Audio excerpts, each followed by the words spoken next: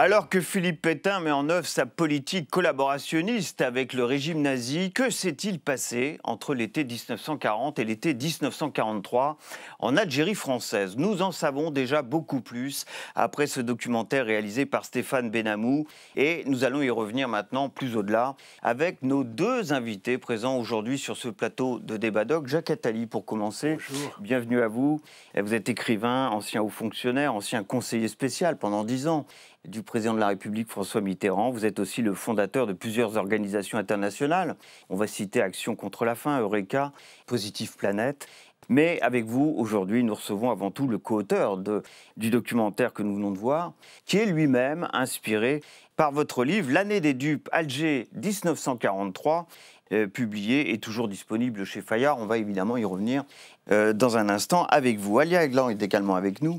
Bienvenue à vous. Vous êtes professeur d'histoire contemporaine à l'université Paris 1 Panthéon-Sorbonne, spécialiste du XXe siècle, plus particulièrement de la Seconde Guerre mondiale. Vous êtes l'auteur, entre autres, de La France à l'envers, la guerre de Vichy 1940-1945, publié chez Gallimard et réédité en poche chez Folio inédit.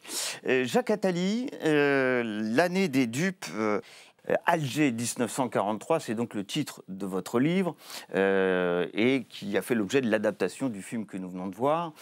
Cette année 1943 n'est pas n'importe laquelle, puisque vous êtes vous-même né le 1er novembre 1943 à Alger. Que raconte ce livre? Que raconte le film que nous venons de voir vous concernant personnellement, vous et les vôtres, dans cette fameuse année 1943 à Alger? Comme beaucoup de gens qui ont traversé cette période, que ce soit en Europe ou ailleurs, il y a beaucoup de non-dits. Je n'ai rien su de cette histoire par mes parents. Je n'ai rien su de ce qu'ils ont souffert pendant cette période. Je n'ai pas su que l'Algérie était sous le même régime que la France, mais sans Allemands. Je n'ai rien su de tout cela.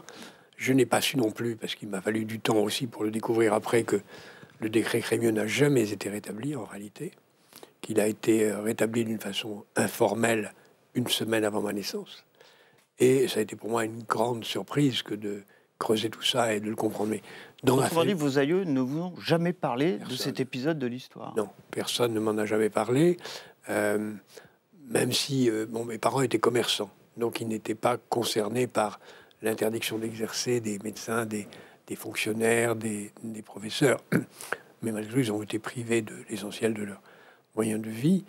Et je connaissais, puisque c'était des amis de mon père, une partie de ceux qui ont joué un rôle dans le débarquement, en particulier la famille des grands médecins qui ensuite a joué un rôle clé dans l'histoire de France, qui été ceux qu'on voit dans le film, qui ont été des grands acteurs de cette période et après, qui étaient des amis de mon père. Mais je n'ai rien su de cette histoire. Alia Eglan, avant de parler de 1943, cette année des tubes, si on reprend l'expression prise par Jacques Attali dans son livre, il faut parler de ce qu'ont été la transposition finalement des lois antisémites mises en place par le régime de Vichy, principalement donc à l'automne 1940, puis au printemps 1941. En Algérie française, on assiste tout simplement, avec ce régime de Vichy, à une simple transposition de ces lois dites anti-juives du côté de l'Algérie française, avec cette fameuse abrogation du décret Crémieux. Alors, c'est plus qu'une transposition. L'Algérie, c'est des départements français depuis 1848. Et le projet antisémite en Algérie nous dit la pureté du projet antisémite en France. Donc, on le comprend par rapport à la métropole comme finalement un fabuleux laboratoire de tout ce qu'ils n'ont pas osé faire dans la métropole. Parce qu'il y avait dans les tiroirs, depuis la fin des années 30, mais avec la Révolution nationale, le projet de dénaturaliser de manière globale tous les juifs en métropole. Et donc, ce qui s'essaye en Algérie, à la faveur de ce que vous appelez cette transposition, en fait, ce sont des décrets, toute la législation antisémite a eu des décrets d'application dans tout l'Empire, même en Indochine, les interdictions d'exercer. Alors, il se trouve que les communautés juives n'avaient pas la même importance en Indochine qu'en Algérie. En Algérie, l'abrogation du décret Crémieux représentait 117 000 personnes, hein, tout de même. À priver de la citoyenneté française, 117 000 personnes, mais c'était des projets qui auraient tout à fait convenu à la Révolution nationale en métropole. Et ce qui est intéressant, c'est que, vu d'Algérie, la Révolution nationale, elle est proprement d'initiative française. Alors qu'en métropole, on a pu dire que c'était sous pression allemande, qu'il y avait une législation antisémite, qu'on avait protégé les Juifs étrangers et protégé les Juifs français et livré les Juifs étrangers. Là, on comprend très bien que le projet antisémite, c'est de faire des Juifs des étrangers chez eux, c'est-à-dire en métropole comme en Algérie. Et c'est là ce qui est moins connu, parce que les études sur l'occupation, les années de guerre, n'ont intégré les territoires coloniaux que très récemment, c'est-à-dire en gros dans les 20 dernières années, et que l'historiographie a eu une sorte de retard là-dessus. On va préciser, pour ceux qui nous regardent, hein, pour étayer ce que vous dites, les Allemands n'ont bien entendu jamais, à aucun moment, occupé l'Algérie française, par exemple. Hein. Il n'y avait pratiquement pas d'Allemands à Alger, il y avait quelques Italiens, et les Allemands, comme vous le dites, ne comptaient pas. Mais tout ceci inscrit dans un contexte plus lointain encore, parce que dès la mise en place des décrets Crémieux, les Français d'Algérie ont voulu les abolir dès 1880, à la fois par antisémitisme. Il ne faut pas oublier qu'à Alger, pendant plusieurs occasions, il n'y a des députés que explicitement antisémites, sur un parti antisémite qui occupe tous les sièges des députés d'Alger vers les années 1900. Il y a des journaux antisémites aussi. Il y a un maire antisémite très longtemps dans plusieurs villes d'Algérie. Et il y a une deuxième raison à cela, c'est que à l'antisémitisme s'ajoute l'idée que les droits qu'on accorde aux Juifs, on va malheureusement, pensait-il, les accorder aux musulmans. Donc il y avait la peur que ce qu'on faisait pour les Juifs, on allait devoir le faire pour les musulmans. Donc tout au long des années 1900, 1910, 1920, 1930, il y avait cette envie de revenir sur le décret Crémieux. Là, la circonstance s'y présente, hop, c'est fait extrêmement rapidement, et ça va très loin, puisque, comme je l'explique dans le livre et on le dit dans le film, il y avait des camps de concentration, qui n'étaient pas des camps d'extermination, mais qui étaient des concentrations où il y avait à la fois des Juifs, des communistes et des tas de gens qui, beaucoup en sont morts. Et il y avait une usine dont j'ai retrouvé l'existence. D'ailleurs, un enfant de cette famille était en classe avec moi à Alger quelques années plus tard, qui avait fabriqué des étoiles jaunes qui allaient être distribuées quelques jours après l'arrivée des Américains. Il n'y a que l'arrivée des Américains qui, comme vous l'avez dit, n'a pas changé grand-chose au statut des Juifs. On va y revenir, hein. Oui. Mais qui a au moins arrêté la distribution des étoiles jaunes. Et puis pour bien comprendre ce qu'on voit dans ce documentaire, notamment la loi d'arianisation des entreprises juives, ça c'était le 22 juillet en France métropolitaine, elle est appliquée en Algérie française. La loi sur la spoliation des biens juifs intervient le 27 juillet de cette année 1941 et effectivement elle a des répercussions immédiates aussi du côté de l'Algérie française concernant les Juifs algériens. Il y a toute une législation qui vise à priver les Juifs de leurs droits de propriété. Et en métropole, ça commence assez vite. Et il y a une sorte de compétition et de rivalité entre les Français et les Allemands.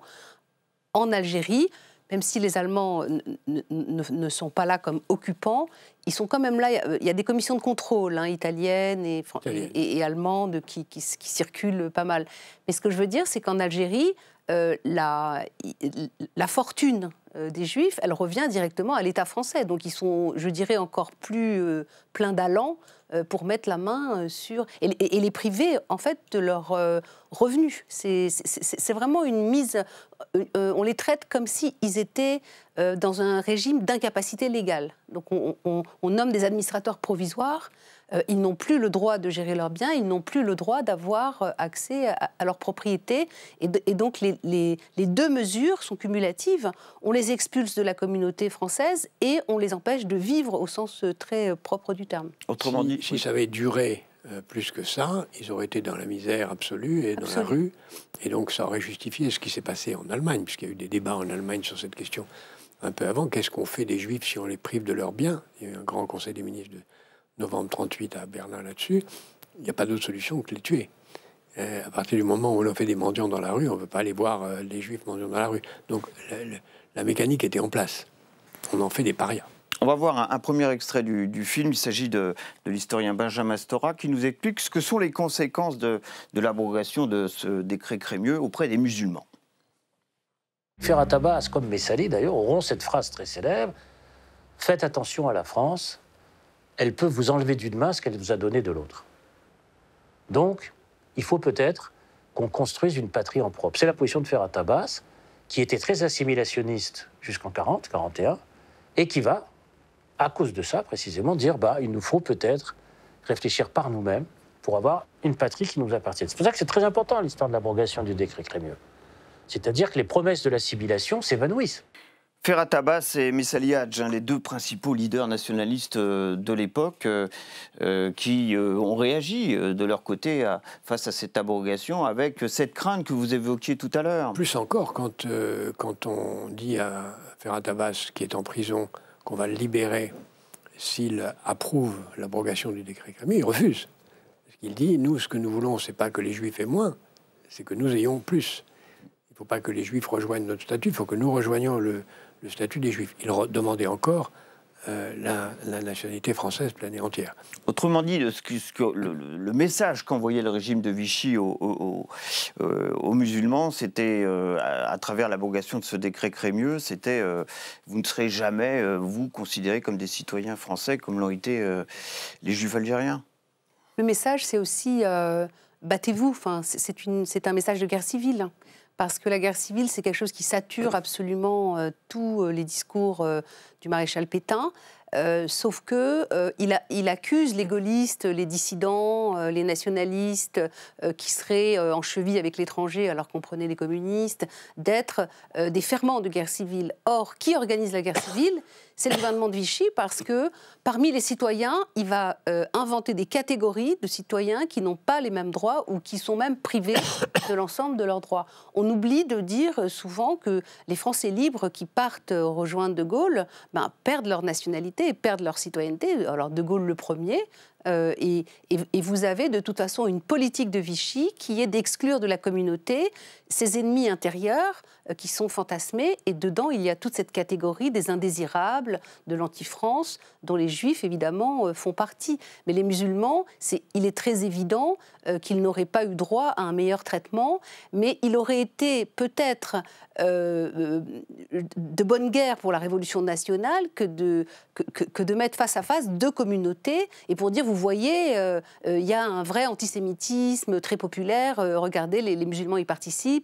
Et cet antisémitisme populaire n'a pas pris en France, malgré la propagande, en Algérie, il aurait pu prendre s'ils avaient réussi à dresser les communautés les unes contre les autres. On va peut-être passer à la suite, c'est-à-dire à ce qui se passe après l'arrivée des Américains. C'est d'ailleurs frappant que le film, l'émission que nous sommes en train de faire passe à la télévision quelques jours avant l'anniversaire toujours oublié du premier débarquement en France. Car au fond, le premier débarquement en France, ce n'est pas le débarquement de juin 1944. Et vous dites, ce débarquement, on ne le commémore pas. On le censure. Pourquoi ? Parce que ce sont des Français qui se sont battus contre les Alliés, contre les Américains. Les Français ont tiré sur les Alliés à Londres, à Casablanca. Ils sont battus au rang, et à Alger, il ne s'en est fallu de rien qu'il y en a eu, mais c'est parce que c'est un petit groupe de Juifs qui a réussi à reprendre le contrôle de la ville et qui l'a donné aux Alliés, avec une anecdote terrifiante où un des officiers, un des rares officiers juifs qui était encore là et qui participe de cette opération est assassiné d'une balle dans le dos par un collaborateur de Vichy, qui quelques jours plus tard va être décoré par les nouveaux arrivants, c'est-à-dire Darlan et Weygand, qui montrent bien par cette décoration que ce qui a été fait en permettant la libération d'Alger était honteux. Alors, ce qui est assez étonnant, assez troublant, effectivement, c'est cette période. L'opération Torche, ce fameux débarquement, a lieu en novembre 1942. Il se trouve que Darlan, celui qu'on appelait le dauphin de Pétain, c'est pas n'importe qui, Darlan, l'amiral Darlan, est sur place. Et c'est lui qui va passer un accord avec les Américains, avec les Alliés, pour tourner sa veste, on peut dire les choses comme ça ? Ah oui, là, c'est ce que les Américains ont appelé l'expédient Darlan. Alors, c'est pas que les Américains étaient pro-Darlan, mais c'était les nécessités de la guerre. Il cherche en réalité une sorte de personnalité qui aurait une sorte de légitimité. Et Darlan, qui a contribué fortement à fonder la marine, il est encore très respecté dans les milieux de la marine. Donc c'est pas qu'ils aiment Darlan.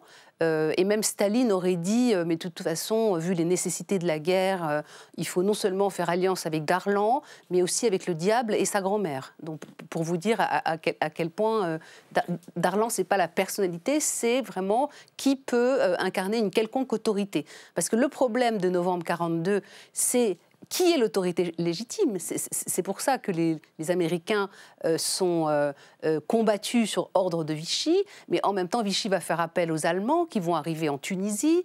Et l'imbroglio franco-français, c'est quand Darlan, finalement, prend langue avec les Américains et est reconnu par eux, il est immédiatement déchu de ses droits.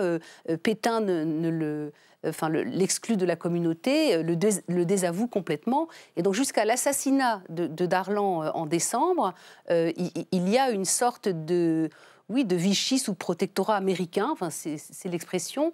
Et quand ensuite, après l'assassinat de Darlan, ils ne veulent absolument rien avoir à faire avec De Gaulle, ce sera Giraud qui va reprendre l'autorité. Le problème qui se pose à Giraud, comme à Darlan d'ailleurs, c'est qu'il n'est pas républicain. Alors, on va voir un extrait, ce sera le deuxième, justement concernant le général Giraud, qui, après l'assassinat de l'amiral Darlan, le 24 décembre 1942, reprend la main du côté de l'Algérie française. Pas question pour Giraud d'abroger les lois d'exclusion, ni de laisser entrer des officiers et des soldats juifs dans l'armée d'Afrique. Il explique aux Américains que redonner des droits aux Juifs serait très mal vu des Arabes, car ils se haïssent. Giraud répète une formule entendue de Darlan qui lui plaît. Les Juifs à l'échoppe et les musulmans à la charrue. Voilà, c'est la continuité de la politique. C'est pour ça que c'est une année des dupes, parce que les Juifs croyaient qu'ils allaient récupérer leurs droits, mais pas du tout. La duperie, elle est là. La duperie, elle est plus complète encore, parce que les Américains n'en ont rien à faire de l'Algérie. Pourquoi sont-ils là? Ils sont là parce qu'il s'agit d'aller au plus vite en Égypte et en Irak pour empêcher les Allemands d'avoir accès au pétrole irakien qui commençait à apparaître. Autrement dit, il n'y a peut-être pas forcément d'arrière-pensée politique du côté des Américains, mais des arrière-pensées militaires en premier lieu. Mais implicitement, l'arrière-pensée politique, c'est qu'ils n'en avaient absolument rien à faire, ni de la France, ni du sort des Juifs. Pour eux, il s'agissait d'aller là. Ce qui, d'ailleurs, a sûrement une relation avec ce qui se passe au même moment, avec la descente des troupes allemandes vers l'Azerbaïdjan, qui veut chercher un autre pétrole que le pétrole du Moyen-Orient. Et donc, Stalingrad, tout ça se mêle avec cette période. Le pétrole joue un rôle absolument clé dans la structuration générale de la guerre. Et donc, les Allemands, évidemment, qui veulent absolument protéger leur possibilité de rester en Égypte, puisqu'ils sont déjà en train d'y arriver, envoient des troupes en Tunisie. Les troupes françaises hésitent de savoir de quel camp ils sont, joint à Casablanca a fait tirer sur les Américains. D'ailleurs, De Gaulle va le faire chanter. De Gaulle va faire chanter Join tout au long de sa vie, tout au long de sa carrière, en lui disant « faut pas que tu oublies », et c'était un camarade de promotion, que tu étais du mauvais côté à ce moment-là. Et Join va être vraiment, même s'il en fait un maréchal, c'est une maréchal traître et marionnette. Et De Gaulle, pas plus que Giraud, pas plus que Darlan, pas plus qu'Eisenhower, n'en a absolument rien à faire au sort des Juifs, parce que lui, pour la même raison, son obsession, c'est que les musulmans n'aient pas le droit de vote. Donc, quand il va génialement, ou plutôt parce que Giraud est très faible, au mois de juillet, comme on voit dans le film... Giraud part aux États-Unis, parce que pour lui, les choses sont bien en main du côté de l'Algérie française. Parce que De Gaulle le convainc qu'il faut absolument qu'il aille chercher des armes, voilà, puis quand il revient, c'est fini, 14 juillet. Et De Gaulle, entre-temps, a pris le pouvoir avant le retour de Giraud. Quand la communauté juive va voir De Gaulle en lui disant « bon, ben maintenant, c'est notre tour », De Gaulle dit « non, pas question, on verra ça après la guerre ». Alors c'est ça qui est très troublant, effectivement. Même après Darlan, Giraud, mais rien ne change finalement concernant notamment ce fameux décret Crémieux qui n'est pas rétabli, en tout cas dans les faits, par Giraud. Comment vous l'expliquez? Vous êtes d'accord avec ce que vient de dire Jacques Attali?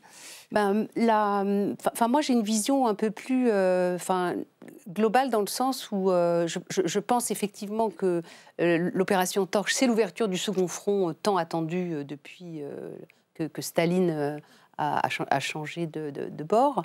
Mais le plus important, selon moi, c'est de comprendre que ce qui se passe à Alger, c'est la révolution nationale qui est anti-républicaine.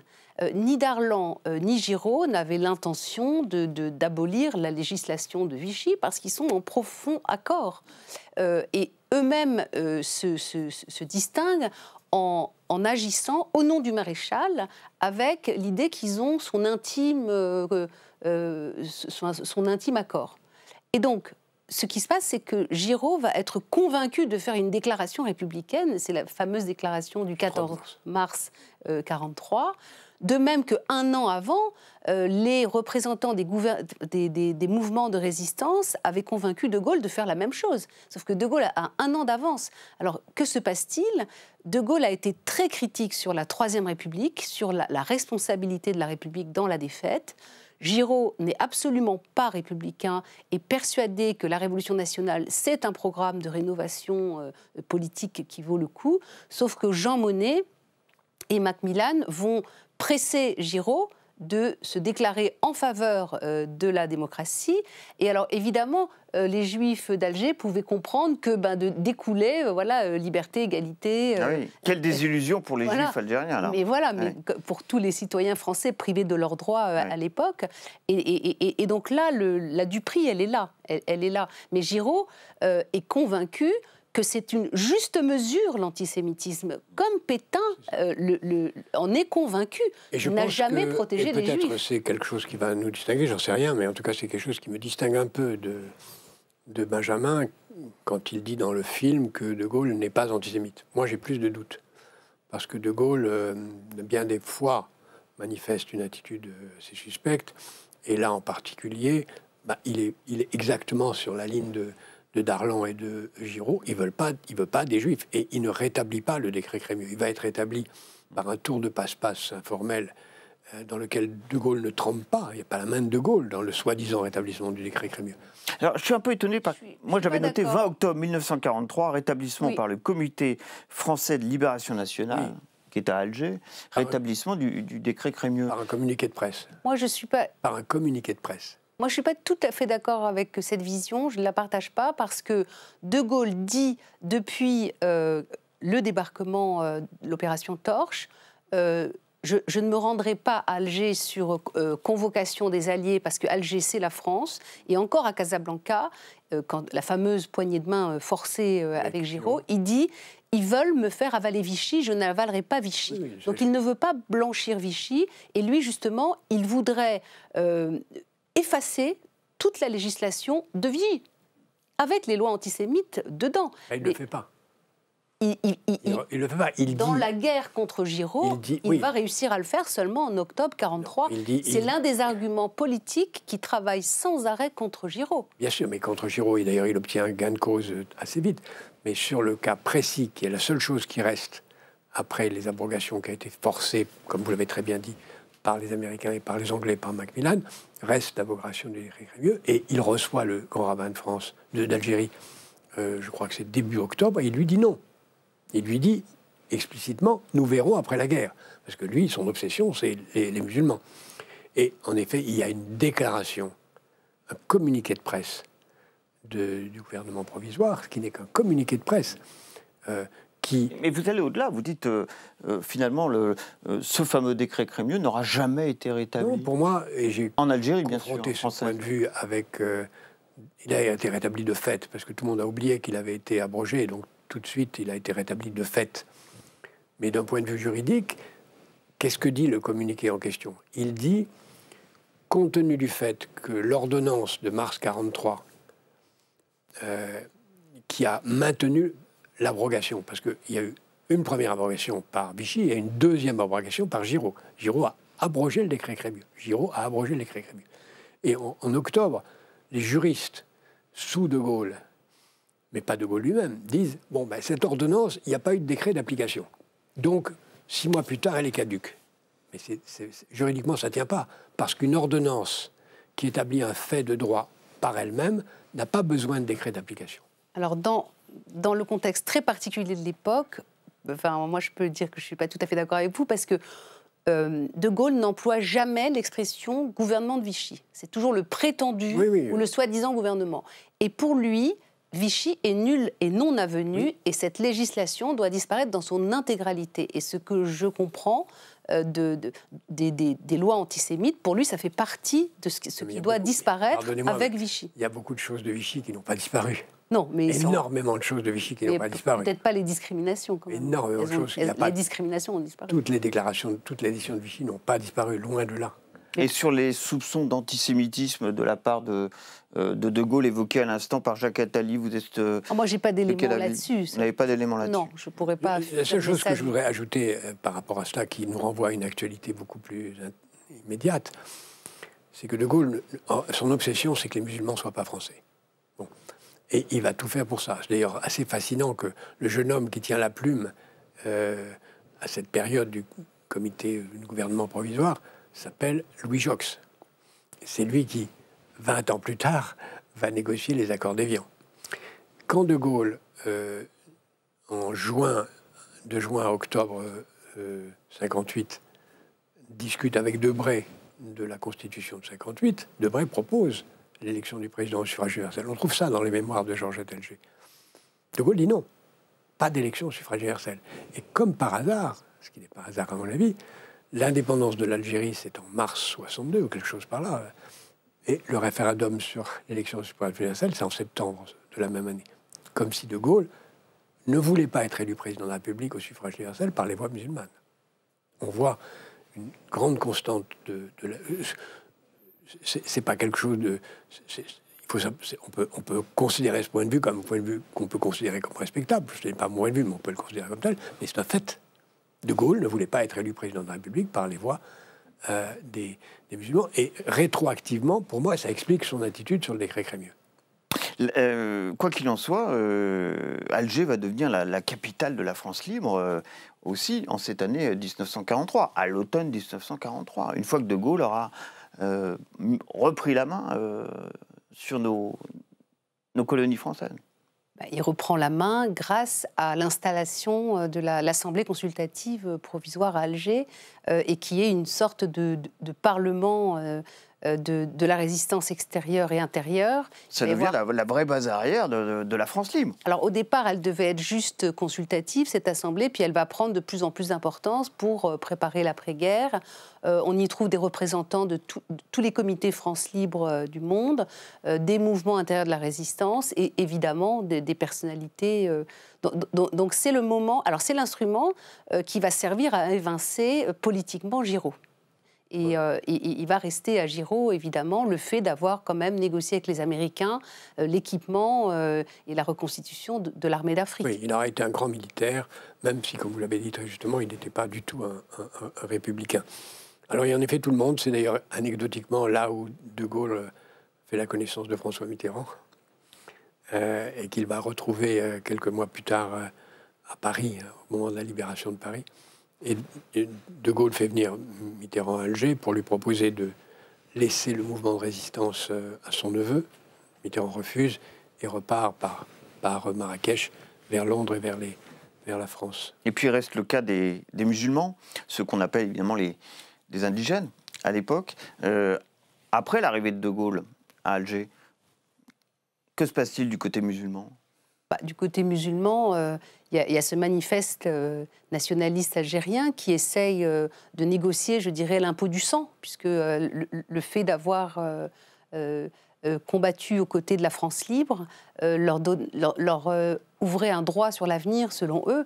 Et là, évidemment, ils n'ont pas du tout été entendus. Et en 1945, à l'été 1945, il va y avoir des massacres. Notamment le 8 mai 1945, exactement. Les événements de Sétif, les massacres de Sétif. Oui, le jour de l'armistice, le jour de la fin de la guerre. Le jour de l'armistice. Bien sûr, parce qu'on sort des drapeaux nationalistes, des slogans nationalistes dans une communion qui ne permettait pas normalement ce genre de manifestation. Et ça va être quelque chose de très cruel et de très brutal. Et je pense que c'est l'une des raisons pour lesquelles, dans les commémorations, il n'y a pas le 8 novembre 1942. Je pense que c'est rétroactivement l'une des raisons parce que dans toutes les commémorations, il faut quand même une base un peu consensuelle. Et là, je pense que c'est vraiment une tâche dans le rapport entre l'Algérie et la métropole, parce qu'ils se sont battus. Je veux dire, ils ont fait la campagne d'Italie, ils ont donné leur vie, mais voilà, il n'y a pas eu de promesse de retour, et je pense qu'il y a une énorme déception. C'est certainement ça, et c'est d'ailleurs ça qui fait basculer tous les dirigeants algériens, dont certains voulaient encore espérer en la France, de l'autre côté. Mais il y a aussi une autre raison pour laquelle le débarquement de 1942 n'est pas célébré, c'est que les Français tirent sur les Américains. Alors qu'on a toujours dit que les Français avaient accueilli, que les résistants avaient aidé. Bon, ça se fait à Alger. Comme je l'ai dit, ceux qui avaient aidé les Américains se sont fait assassiner par les forces... Ils ont été mis en camp, d'ailleurs. Mis dans les camps, tout de suite. Il y en a un qui a été assassiné, les autres ont été mis dans des camps pendant plusieurs mois. C'est une histoire hallucinante. Pendant de très longs mois. Très longs mois, jusqu'à la fin de l'année. De Gaulle étant encore là. Donc, il y a... Je pense que c'est pour ça que moi, chaque fois qu'il y a un 8 novembre qui apparaît, je ne manque pas une occasion de dire, est-ce qu'on pourrait fêter ce débarquement en France? Parce que c'est un débarquement en France. C'est le premier débarquement en France. Et vous dites non, ça a été une page censurée de notre histoire, pour reprendre l'expression que vous utilisez jamais réussi à faire vous parlez de cette période. Mais c'est aussi une guerre franco-française. Oui, bien sûr. Parce en fait, ils ne savent pas à qui ils obéissent. Enfin, Esteva, de rien. Les généraux et les maréchaux. Ils vont passer en jugement après, ils vont être jugés. Ce documentaire issu de votre livre, Jacques Attali, nous a permis d'en savoir beaucoup plus sur cette période troublante, pour le moins, du côté de l'Algérie française entre 1940 et 1943. Un grand merci à vous deux d'avoir participé à ce débat-doc aujourd'hui. Vos réactions, ça sera sur #débat-doc. Merci à Félicité Gavalda, Victoria Bellé, qui, comme à l'accoutumée, m'ont aidé à préparer cette émission. Je vous retrouverai pour un prochain débat-doc. Ça sera bien sûr avec son documentaire et son débat. À très bientôt.